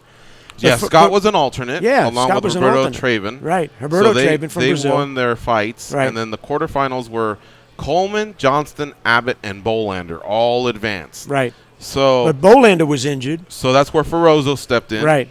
And he fought Tank Abbott and defeated him. Right, but he blew it. He blew out all his energy on that one. He was gassed. So he was just gassed. Right. Okay. Okay. And then Coleman beat the other semifinalist, Brian Johnston. Correct. So advancing to the finals would have been Ferrozo and Johnston, except Ferrozo was gassed. Right. And no money. His salary was already paid, or was there additional money waiting for him that he decided to go that he didn't want a part of? He told us that he literally couldn't do it physically. Okay. So I'd had that happen before, where it did go 16 minutes. Yeah. Yeah. All right. And because he was exhausted. Roberto was out. Right. He had a broken hand. It wouldn't have made sense to bring in anyone who had lost through. Right. Okay. All right. And so Coleman was the winner. But in attendance that day was Don Frye. He was just a fan, or was he cornering, or what was he doing there? I believe he was just there. I don't think he was cornering anybody that day, as I recall. And I had $50,000 available to have him step up as an appearance fee, above and beyond what would have. And he turned me down. Now, he said, he's done interviews where he said he was kind of upset at me at the time because there had been a suspension situation months before. And, be honest with you, I suspended Tank Abbott once, too.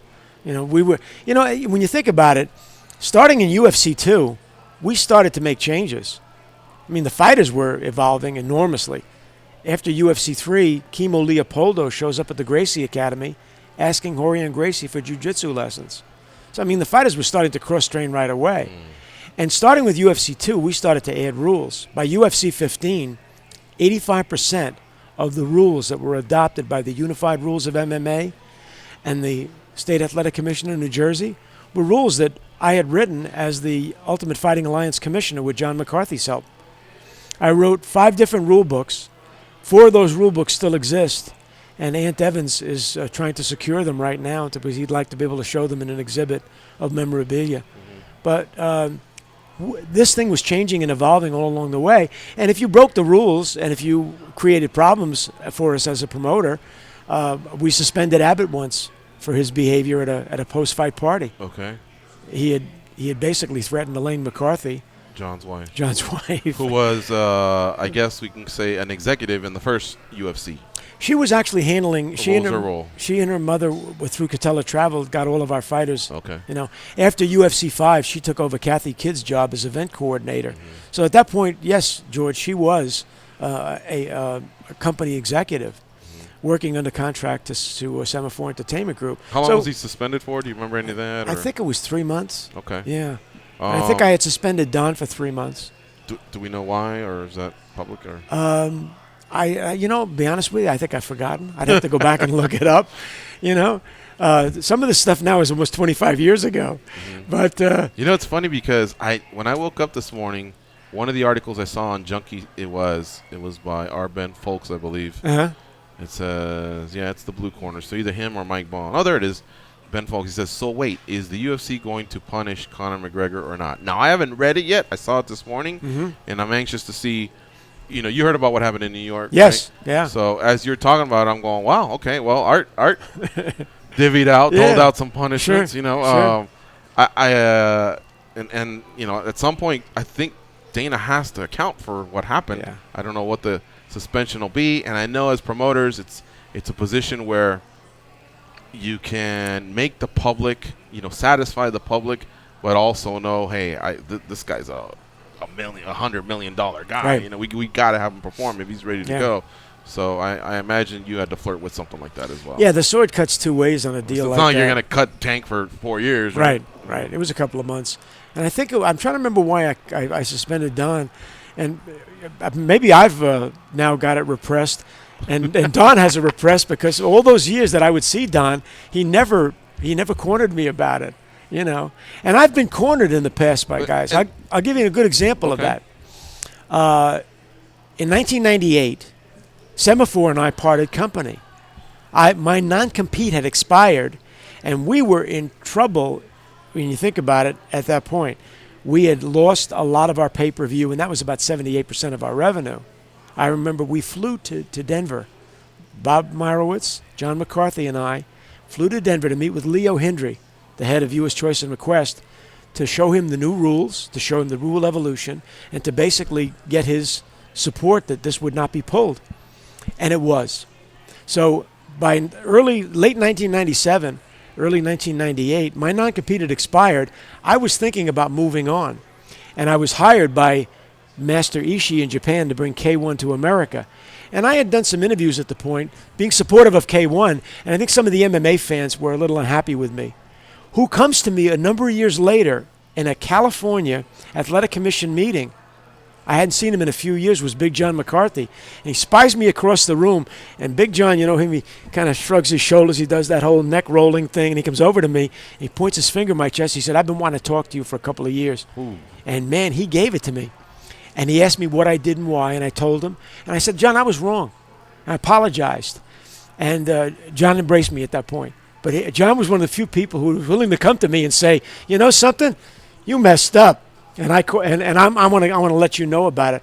So, you know, when you look back in history, there's... So it was just a finger point. He didn't grab the shirt and throw you against the wall or nothing. No, but, you know, John you know, George, John tells... He would have probably picked you up as powerful as he is, right? The funny Your feet story would have is... been dangling. In fact, John tells the story in his book that at one point, I gave him the name Big John. He said his mom used to call him that when he was a kid.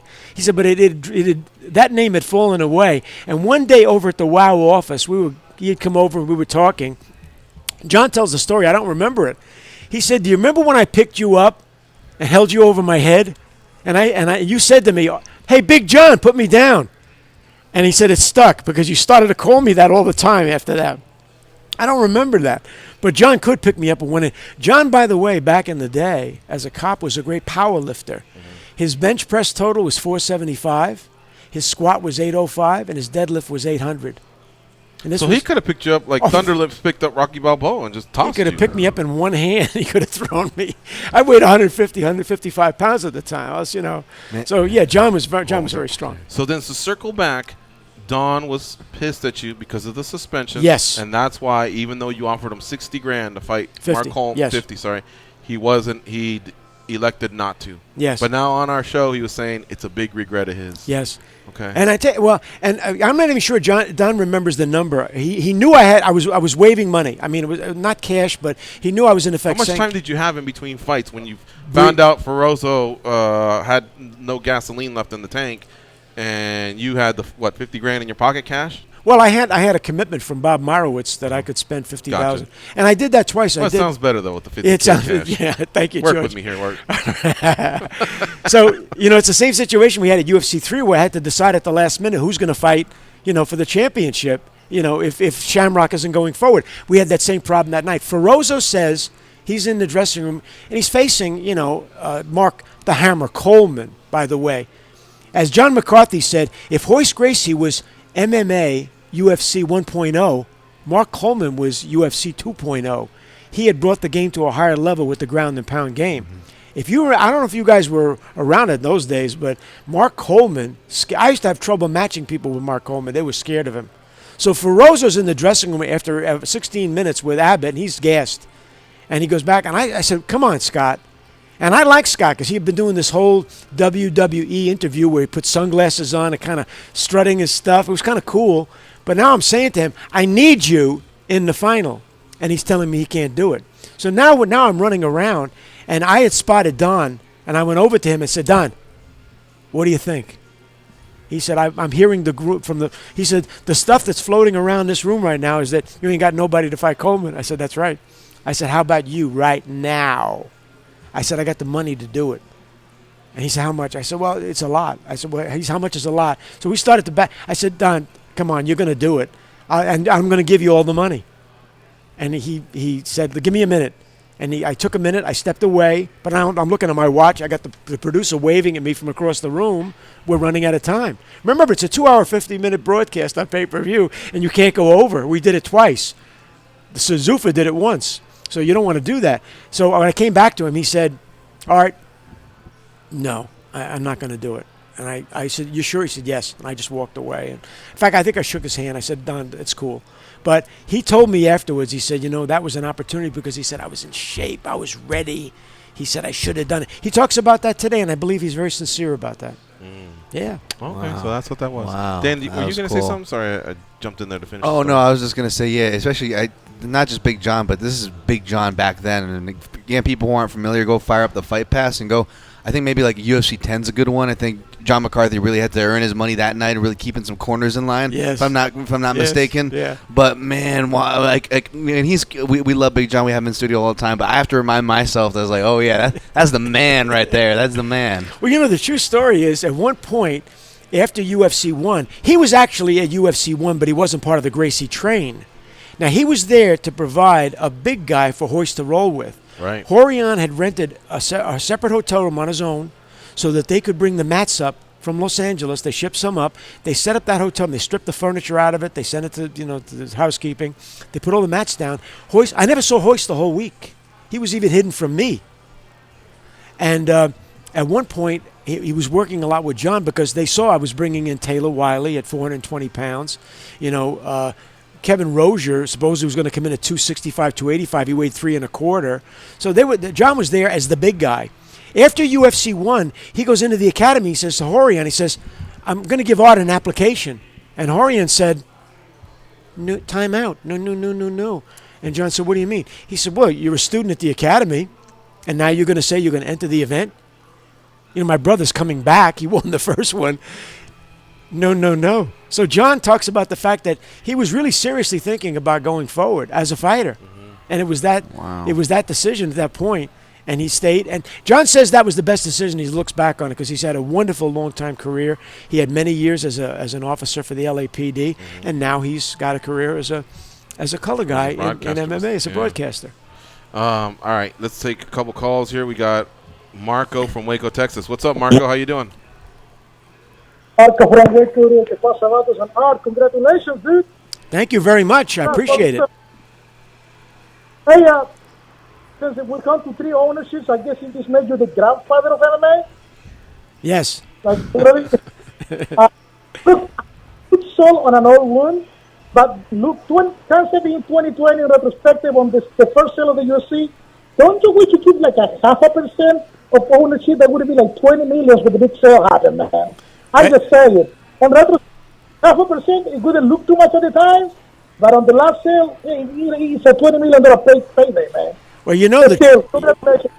the true story. Thank you, Marco, for having the worst phone ever. But we caught it. Yeah. The true story is that I actually owned 22.5% of the UFC when we sold it to Bob Meyerowitz in 1995. So, if I had been able to hold on to some percentage of that. But you have to remember, back in the day, we were under pressure by the politicians, Senator McCain. Right. The New York Times said it's the most barbaric show in history.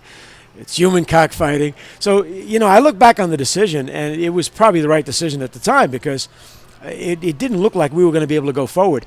And Rorion Gracie, after UFC 5, and I'm saying, is Hoist coming back? Now, remember, I had added time limits. I'm bringing in judges. And Rorion, in effect, said to me, this was like a month or two before I needed to be able to select him. I needed to put him in as a fighter. And he said no. So by May, I knew the handwriting was on the wall. It was no more Gracie. It was 11 years before Hoist Gracie comes back and faces Matt Hughes in the octagon. It's that long. So there was a lot of reasons. But if I had been able to hold on to some percentage, that would have been huge. I like to joke about the fact that I'm the guy that sold $1 billion business for $1 million. That's the truth. There's a rumor I've heard plenty of times now that Joe Silva had a percentage. And when he retired, he really sailed off in the sunset. Not in a sailboat, like in a yacht. So I guess that must have happened as SC, because he started with SCG as SCG became Zuffa. Who knows? I don't know if that's right or if it's wrong. Joe was a contract employee. He actually started out as a towel boy for Semaphore. We knew Joe because there was, back in those days, there was no, the internet was a lot more primitive. There were things called bulletin boards, and he was on a bulletin board called the Combat List. He was the smartest guy on the bulletin board. And Campbell McLaren was getting these posts that he was making back in New York, and he would send them out to me. And I would say, I'd read them, and I go, it's a very bright guy. Who the heck is this guy? He was working in his brother's game store in Baltimore, making change.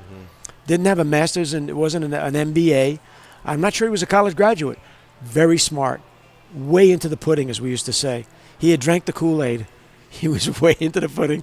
And I was looking at his comments, and he was brilliant. So we started to bring him in. He started to be like a gopher and helpful and so forth. When SCG sold to the Fertitta brothers, Lorenzo interviewed him, and Lorenzo found out how bright he was and kept him. And it was 16 years. So you could add that to the tally. You found, what, you said 9 fighters that are in the UFC Hall of Fame? 8 fighters, and then 9 with Hoist. And you can say 10 with Joe. I mean, yeah. Well, I give Campbell McLaren full credit. Okay. Yeah, because it was Campbell who really would call me and say, this guy on the combat list is pretty interesting. I didn't discover him. It was Campbell who discovered him. Mm-hmm. Yeah. All right. We got another call here. Might be a familiar name from UFC 1. Let's see. Hello, who's on line 2? Junkie Nation, Junkie. This is Horace Gracie. Hey, how you doing? This is Horace Gracie. Is this the real Horace Gracie? What a great thing. Arturo, man, you know this me. I want to congratulate you. Finally, you get your due. Nah, this isn't the real Horace Gracie. Come on. It's close. It's a good facsimile, but it's not the real Horace Gracie. Let's let him go on. Horace, do you have a good memory of Arturo from UFC 1, 2, or 4? Yeah, tell me when we first met. Oh, man. You want to go with the goldfish story or what? The goldfish story? The goldfish story. Tell us the goldfish story. Oh, man, you tell it so much better, man. But remember, you came over, you admired my goldfish. Then you asked me if you could borrow my gi. I said, man, that's asking a lot. But okay, Arturo. And then you borrowed my gi. You gave it back to me without washing it. Man. Actually, what you're supposed to remember is the piranha story. Remember that you had 2 piranhas in a hexagonal fish tank in that little room that you lived in above Horion's garage. Mm-hmm. And you went to a seminar. I know, but I called them goldfish. I called them goldfish. You know this. Yeah. Well, let me ask you this though: what happened to what'd you do with those goldfish? Did they eventually die? Well, of course, man. Everybody dies, man. Now, the true story is that I inherited your goldfish, didn't I? That's the truth. Yes, absolutely, man. Yes. Yeah. So what was it? You tell it so much better, though, Arturo. Well, that's because I'm better looking. Yeah. Hey, take it easy, man. You're not a black belt yet, man. And I never will be. But listen, man. But hey, Arturo, how things change, man. Now, look at me. I'm in Bellator. I got to build another house. And you saw jiu-jitsu on display. Jiu-jitsu in Bellator on Saturday. So many finished by jiu-jitsu. The legacy continue what you and I built, you know? Well, you know, your father once said the best thing about me, though, that I ever heard said. At one point, he said, the only thing Arturo Davie knows about jiu-jitsu is how to make money with it. That's pretty important to that family. That's a true story. All right. Thank you, Hoist. Thank you, Hoist. Hey, hold on, man. One more thing. I just wanted to say I'm glad. The best thing about this is that I no longer get texts from Arturo after every Hall of Fame ceremony getting all hiled up because he's not in it, man. and I want to thank the #1 Bellator fan out there, Vegas Ford. I met you in Chicago. Man, this guy got so emotional when he see me and Bellator and Scott Coker. He's a great Bellator fan. Vegas Ford, shout out to you, man.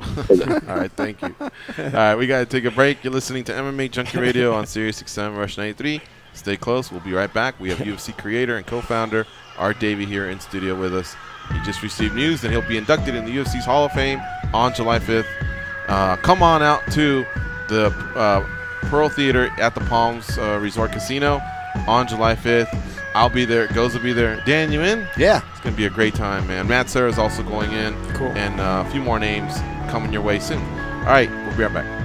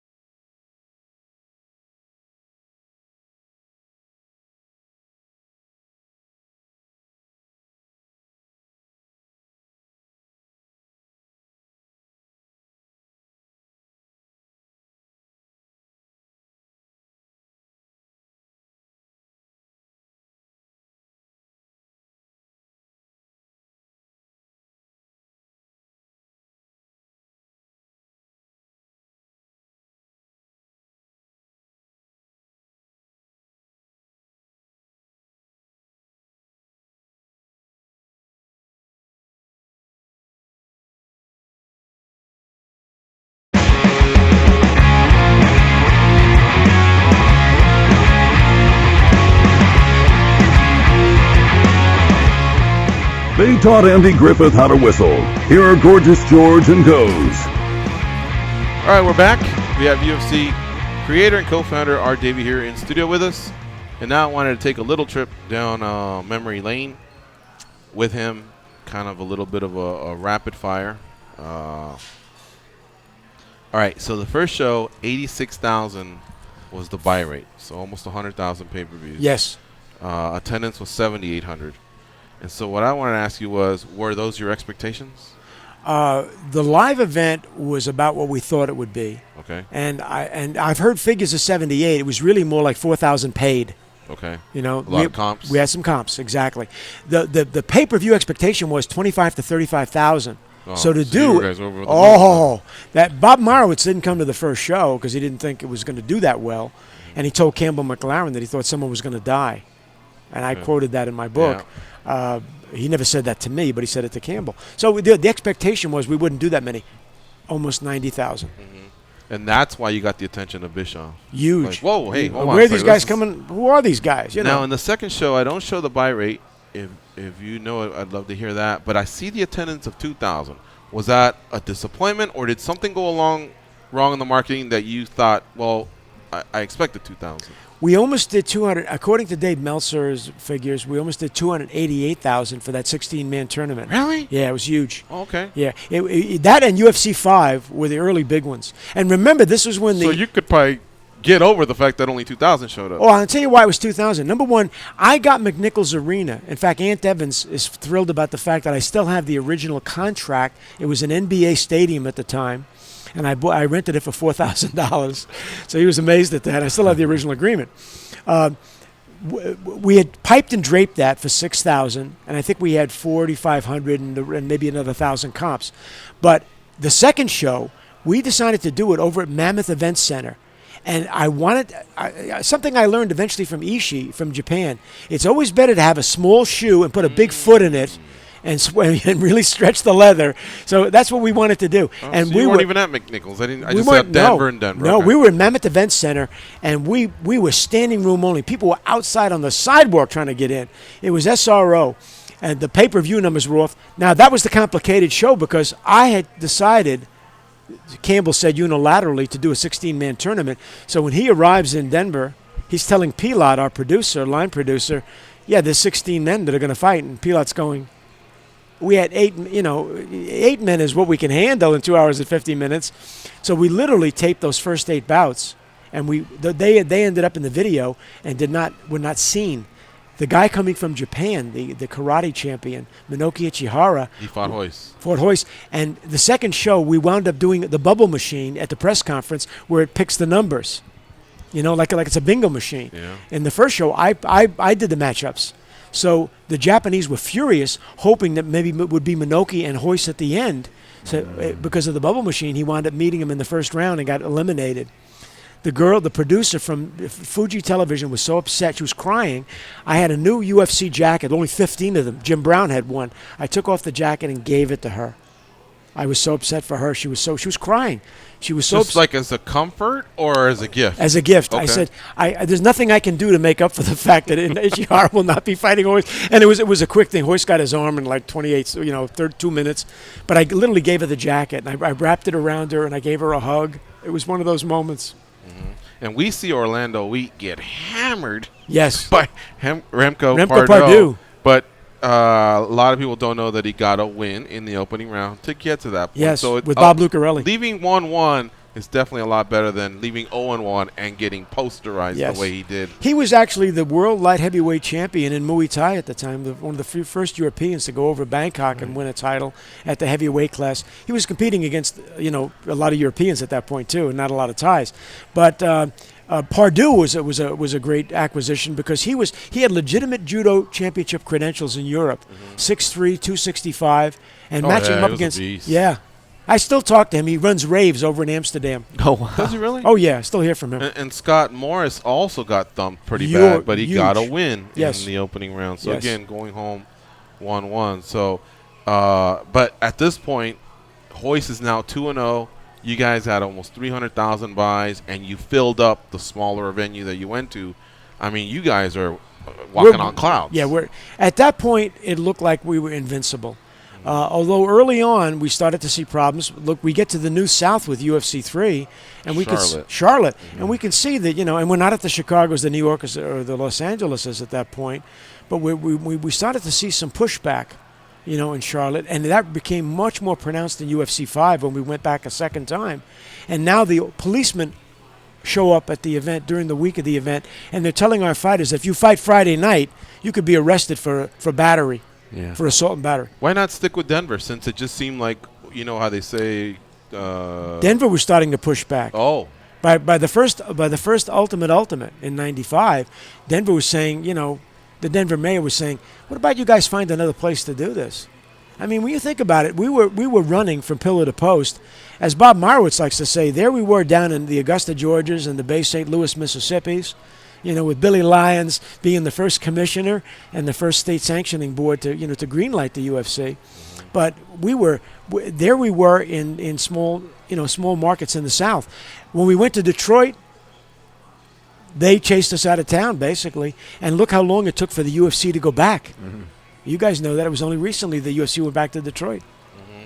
So back in the day, it was tough getting fighters, and it started to get easier after the first 2 or 3 shows. Now they're calling me. Now they're showing up on my doorstep. But what was tough was getting venues. And then by 1997, the pushback on pay-per-view. So when I sold in May of 1995 to Bob Marowitz, and I said to an interviewer from New York Magazine, I had a million reasons, it was a good time to do that, because it didn't look like the show was going to continue. It really didn't.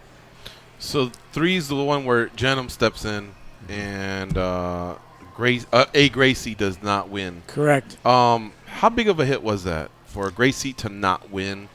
Well, for Royce Gracie to not win, and for the tournament to kind of fall apart with an alternate coming in and taking out the guy that everyone thought was going to take out Royce Gracie. Well, George, you just put your finger on the key piece of that puzzle. The real problem that night was the collapse of the tournament.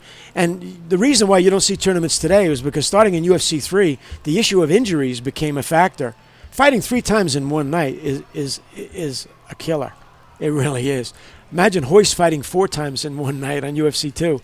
So Royce not being available that night to win, in my opinion, was actually a plus. You have to remember, and I said it in the book, for me, the UFC was an end in itself. For the Gracie family, it was a means to an end. In that sense, Bob Marowitz and I were on the same page. He was looking for a franchise that would go forward. They had been doing one-shots, comedy and concerts. And the franchise was the UFC. I didn't care who won. I used to say about the fact that ultimately, as much as we were brothers of another mother, me and Horion, there was an adversarial component to it, because he knew I once said to him, I really don't care who wins. Whoever wins is the Ultimate Fighting Champion. And we'll have to bring him back again to see if he does a repeat or a three-peat. If your brother wins, great. And how about when I started to talk about bringing Karelyan in after UFC 3? Yeah, the Russian. And then Horion realizes, Art's kind of an adversary. He's talking about bringing in guys, and now I may have to bring in Rickson. And that's when we did sit down and talk to Rickson. And Royce had willingly decided to step aside. He made the infamous comment, my brother's 10 times better than I am. That's what sold Rickson Gracie in Japan. That's like the pro wrestling term of putting someone over. He put someone over. You run to the internet, or you go to the black belt magazines or whatever's out there and go, what the hell, where do I find more about Rickson Gracie? Yeah, I remember. In fact, that killed any deal with Rickson, because when we all sat down at the WOW office on a Saturday, Elio had come in from Brazil and was there to be kind of the godfather. Royce was sitting on the end of the couch, very, very, very subdued, looking down. Horion had already talked to him about, you're stepping down. This was after what event? This was after 3. Okay, 3. Between 3 and 4. So there's poor Royce sitting there like a little puppy. And Rickson comes in, sits down right in front of me, Horion sitting right here, and Elio and Royce are sitting on the couch. Are they aware of how much you guys are making from pay-per-views and everything? Well, this is where Rickson brings up, he said, I want $1 million. And we said, nobody's getting $1 million. Here's what we're paying in total purse. Here's what the winner's getting. They were now getting about 60 or 65,000. He got 60 at Jenum, got 60 at UFC 3. He said, I want $1 million. And it was Royce's statement to the Japanese, to Baseball Magazine Shah from Tokyo, that put him over. Because now the Japanese are calling him and saying, hey, you're 10 times better than your brother. We want you to come to Japan. And you can fight a wrestler Gee, wow. And this so he doesn't have to fight the Colemans and the Kerrs. I tell the story that I had seen a video in Horian's office of Hickson Gracie rolling with Mark Schultz, the Olympic gold medalist. It either took place at Pedro Sauer's Jiu-Jitsu School in Salt Lake, or it took place over at Brigham Young University, the wrestling room. Yep. And it took Hickson 20 minutes to get Mark's arm. I saw that video and I was like, I zeroed right in on it. Then that's when I went out. I was getting the Severins of this world. And Severin got me Frye, and then Coleman, and then Kerr, and Couture. So when I talked about Karelian, and I was talking to the Kowalski brothers, who knew Karelian from going over to Russia. And they said to me, you have as much chance of getting Karelian as you do of getting Mike Tyson out of that Indiana prison. But Horian knew at that point that I was determined now to bring in the grapplers. And that changed the nature of the game, didn't it? Well, Big time. That's crazy. So, in other words, the 2.0, the high level wrestlers that we're talking about, that ironically also kind of originated through scouting through the Gracies and their opponents. Yeah, absolutely. Well, early on, I started to talk about bringing in other Brazilians, and Horian kept saying to me, he'd hold his hand up, he'd say, these are my cattle. I understand them. You could be in that jungle, but you'd be lost. I said, Horian, what about Murilo Bustamante, Amaury Betech, Valide Ishmael, Arturo? Don't worry about these. These guys are in Brazil. We consider these guys marginalia. He says to me, marginalia. I said, well, I want to bring one of them in. Well, after Horian was gone, after UFC 5, right after the sale, and they had to bring me back on because they had no matchmaker. Well, I'm the matchmaker, and they made me the commissioner. So who do I bring in for UFC 7? Huas. Marco Huas, the king of the streets. That's all you needed, man, was a nickname, and you're like, fuck, he must be the shit. Who is he? What does he do? Yeah. That I'm telling you, man, those little interviews about who might be next with a good nickname and a good look, and you were sold. That right there is like, take my money. Here's the next pay-per-view money. I note here in UFC 4, all finishes, a TKO and a KO with Metzger and Bassett, and then after that, all submissions. How much would people have been like, like people love themselves submissions, but the modern day fan loves the KO way more. Yes. But a finish is a finish. Yes. And of course, it was Royce Gracie that was getting these finishes. That was Royce's biggest night. Hackney and everything he had to go through with Dan Severn, man, that was crazy. I think it was 14 or 18 Although minutes. submitting Chemo was some work too, Chemo weighed 270 pounds if he weighed a pound, and he was strong as a bull. Tough kid, and he came in there mentally prepared, and Royce was not. And I went to the dressing room, and the Gracies wouldn't let me in. Horian held up his hand. He said, no, I wasn't family. He wouldn't let me in the room. And Royce was laying on the table. They had iced him down, and he was telling Horian he was seeing spots in front of his eyes. So Horian said, don't worry about it. They hustled him out to the octagon, and he said to Horian, I can't do it. And they had to throw the towel. And then it became a forfeit situation. Right. So I had to bring in Harold Howard. It was a disaster. But in my opinion, whoever won the UFC was what the public they would fall in love with. That was our job. Except Jenna. I don't know. Jenna. Right, exactly. But people fell in love with Howard, like even though it was the look, Yeah. And it looked like he could be ferocious if needed to be. Right. The little quick interview, a nickname, whatever. Yes, yeah. I want to give respect to Keith Hackney. I thought before Royce got to Severn, I thought Hackney was one of the guys that fought Royce well compared to the others that just got. He was a late fight entry. He had flown in with his trainer from Chicago. He owned an air conditioning repair business. He'd flown in, and I saw him in the gym, and he was doing open-handed slaps to a heavy bag. And I said, can you do that in the octagon? He said, yeah. So I forget who fell out, but I put Hackney in at the last minute. And we put him in, and we put him up against Emmanuel Yarborough. And he broke his hand, him with those open-handed slaps. He was a great guy, though. I have great memories of him both in UFC 3 and 4. One of those guys like a Don Frye, when he came there, he'd give you everything he had, and he would do it on a handshake. Great guy. We got to take our last break. You're listening to MMA Junkie Radio on Sirius XM Rush 93. Stay close. We'll be right back to close up shop.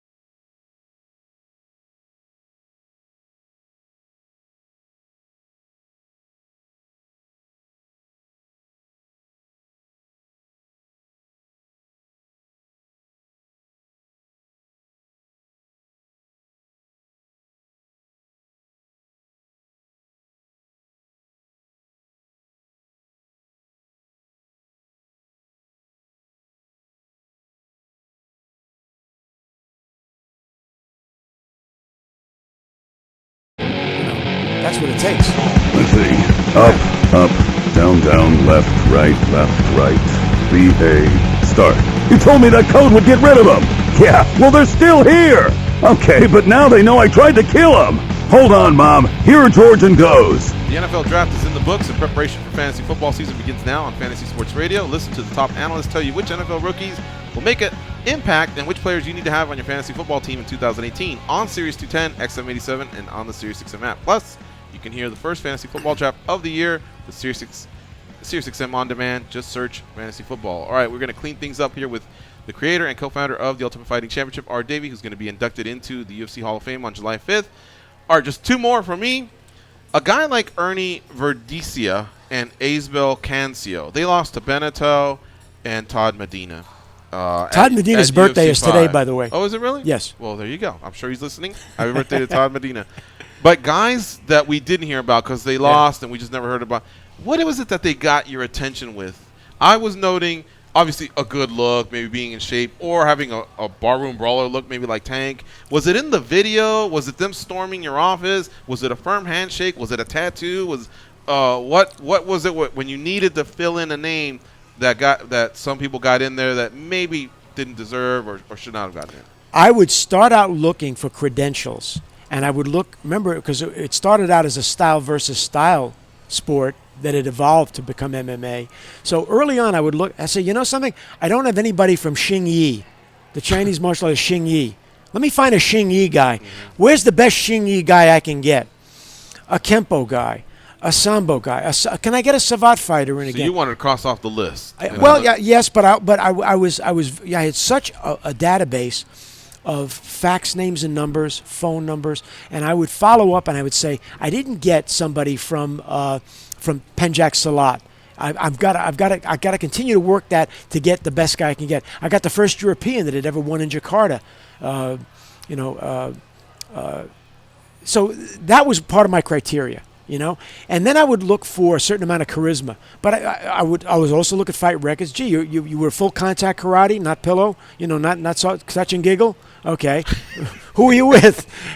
Well, who did you compete for? No touch and giggle. I got it. So criteria was you had to have skill, you had to have a certain amount of credentials within that universe, and I was always looking because I figured the fans would say to me, "Hey, how come you don't got anybody from Bada Bing?" The Neapolitan martial art. When are you going to bring somebody from Bada Bing in? If I was 6'5" and walked in and I said, "My name is Nikolai. I come from Russia. I'm 200-0." You can't verify that, but you're already falling in love with me, right? If I have a good look. Well, the funny story is that's how Oleg shows up. Oleg shows up on my doorstep, sitting in front of the WOW office. He had a beat-up old car that he was living in, and he has a videotape with him, and he can't speak English. Fortunately, my brother-in-law is Russian, speaks fluent. So I had to get him on the phone, and I'm telling Oleg, this is my brother, who then gets my brother on the phone. He says, "How could you guys be brothers?" He said, "Art is either Jewish or Italian." He says, "I don't get it." But he had a video. So I sent him over to the academy. A lot of times I used to say, remember, the academy was 75 yards from the WOW office. Yeah. I sent him over there, and he rolled with Lloyd, a brown belt. And I called Horian up later. I said, "What'd you think of that Russian?" "Oh, Arturo, he was no good. He knew heel hooks. He knew ankle locks." Mm-hmm. And that's a suburban technique in Elio Gracie's universe. I put him in the next UFC 5. So, yeah, if you showed up, if you had a video, if I could, and by the way, the guys would say to me, "Talk to so-and-so in St. Petersburg. I'll give you a number." All right. And at least maybe I'm not talking to the head waiter at a restaurant. So all right, we got to get going. We had a blast with you. Congratulations again. If you don't mind making that drive, let's do this again soon, all right? We'll do it. And we'll just kind of riff like we did today towards the end. That was a blast. Good. Awesome. Thank you. Thank you to Jens Pulver and James Vick and Don Frye also for calling in. All right, we have got to get out of here. For Dan and Goes, who had to leave prematurely, Danny back east, I'm George. I hope you all had a great time today as we did. Congrats to Davie, and we will be back tomorrow. We'll be back with another edition of MMA Junkie Radio. So we'll see you then. Go out there and be a champion.